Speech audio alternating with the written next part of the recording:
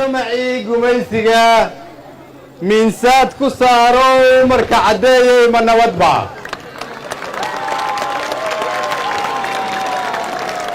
dhulkii beeraha badnaayo mooskiiyo bambeelmada lagu manaystayey marka caddeeyey ma nabadba magaaladii dalxiiskiiyo masnooyinkii lagu xaay marka caddeeyey ma nabadba dadku muruqa maaliyo xalaal miiradka ahaayow marka caddeeyey ma nabadba muddo dheer mismaan arag reer marka caddeeyey ma nabadba waxaan u mahad celinayaa ciidamada xoogga dalka Soomaaliyeed iyo ciidamada AMISOM oo soo celiyey sharaftii iyo karaamada ummadda Soomaaliyeed waxaan aaminsanahay in cidna cabsiin karta aanay jirin cidna aanan ka baqayn cid aan ka baqayna ma jirto inta ay noo joogaan wiilal yar oo geesiina oo sharaftooda iyo karaamadooda halkaas tahay intay noo joogaan ciidamada xoogga dalka Soomaaliyeed ee geesiinta haddii ay qof aaminsan tahay in madaxda la cabsiin karo waqtigaas waa la soo dhaafay cadow iyo khawaarij ka baqmayna intaad idinku noo joogtaan shacabkeennaana farxad kula caweynaynaa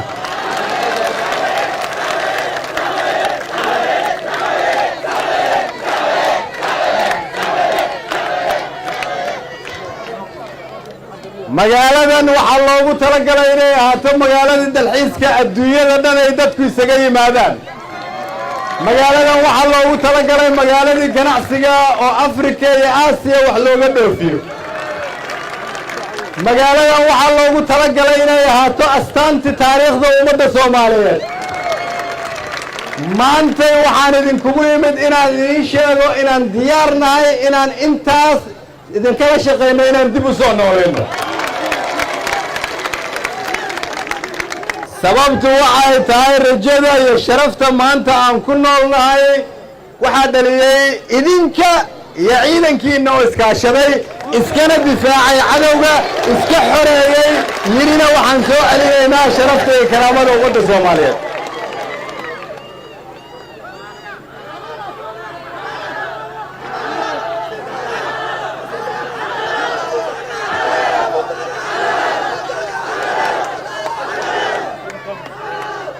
waxaan rabnaa inaan idiin sheegno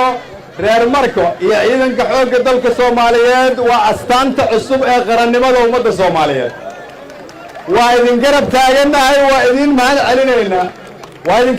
celinaynaa dib u heshiisiinta wada noolaanshaha xasiloonida aqbalaadda in la aqbalo in laga gudbo dhaqankii hore loo gudbo dhaqan cusub reer Marka hormuudka ah Markoy waa ku mahadsantihiin waxaan rabnaa dhammaan degmooyinka gobolka Shabeellada Hoose in cadowga laga xoreeyo dhammaan degmooyinka gobolka Baay iyo Boqol inay xor ahaadaan waxaan rabnaa reer Koonfur Galbeed inay noqdaan hormuudka dawladnimada iyo isku duubnida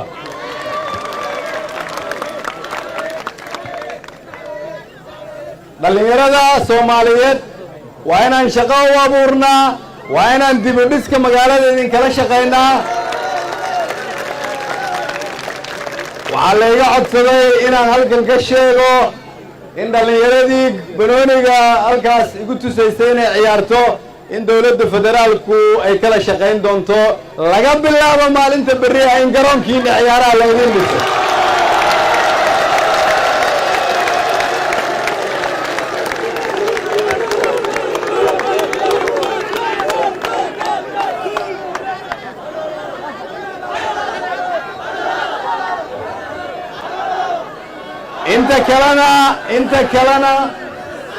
inta kalena waxaan idinkala shaqayn doonaa baahiyada ay soo gudbiyaan maamulkiina